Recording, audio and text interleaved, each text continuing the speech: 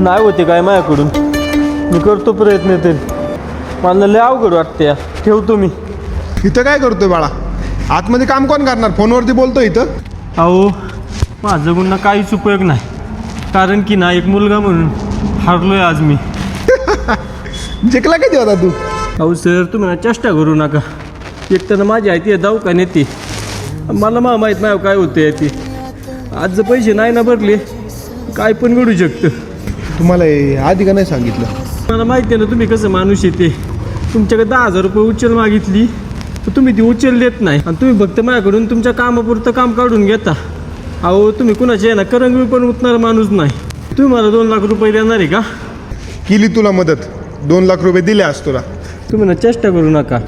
एकतर ना माझ्या आईच्या जागण्या मारण्याचा प्रश्न आहे. बोलतोय ते बरोबर आहे. जागण्या मारण्याचा प्रश्न आहे ना, माणसापेक्षा पैसा महत्त्वाचा नाही. अरे गेले 2 वर्ष झालं तू इथं आपल्या ऑस्करवाडी हॉटेलमध्ये जीवाचं रान करून काम करतोयस, स्वतःचं हॉटेल समजतोयस. तू आता आपल्या परिवाराचा भाग आहे. तुझी आई काय, माझी आई काय, एकच आहे. आज तुझ्यावरती वेळ आली आहे. मालक म्हणून तुला मदत करणं हे माझं कर्तव्य आहे, आणि ते आज मी करतोय. 2 लाख रुपये देतो, तू घेऊन जा. हां, आईची काळजी घ्यायची आहे ना, रडायचं नाही.